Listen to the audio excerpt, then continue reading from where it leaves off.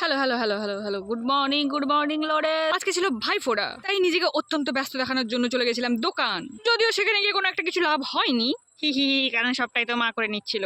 তবুও ভাই গেছি তো নাকি ভাই, দোকানে বসছি, আমাকে কেউ চিনতেই পারছে না, বলে এটা কে ভাই, কে কে তোকে কে বলবো, আমি জিনিসের কথা কে বলবে তোকে। সবকিছুকে সাইডে রেখে আমিও একটু করছিলাম কাজ, গাইজ দেখানোর জন্য।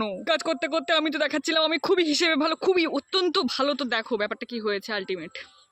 612 1272 72 আর 80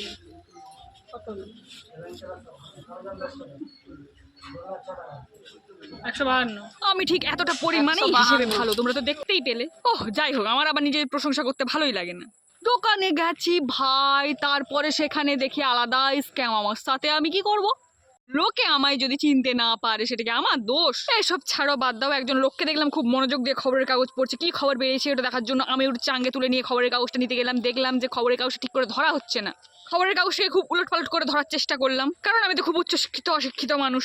নিজেকে একটু হাই লেভেলের উচ্চশিক্ষিত ভাবার জন্য খবরের কাগজটা নিয়েই নিলাম। খবরের কাগজটা পড়তে পড়তে মনে হচ্ছিল ভাই নিজেকে বিশাল ভিআইপি, সেই ব্যস্ত ভাই, আমি সেই শিক্ষিত, সেই ব্যস্ত, সেই শিক্ষিত, মানে আসলে শিক্ষিতরা একটু ব্যস্ত হয় তো সেটাই আমি দেখানোর চেষ্টা করছিলাম। আলটিমেট আমি দেখাতে সাকসেস ভাই। সবাই আমাকে নোটিস করছিল যে আমি খবরের কাগজ পড়ছিলাম ভাই, কিন্তু ভাই সত্যি কথা আমি অত বেশিক্ষণ পড়তে পারিনি, কারণ আমি তো উচ্চশিক্ষিত অশিক্ষিত। তো বেশিক্ষণ আমার মনোযোগটা ওই খবরের কাগজ অ্যাট্রাক্ট করতে পারেনি। সেটা খবরের কাগজের ফল্ট ভাই, আমার কোনো ফল্ট নেই। তো আমি এখানেই রাখলাম।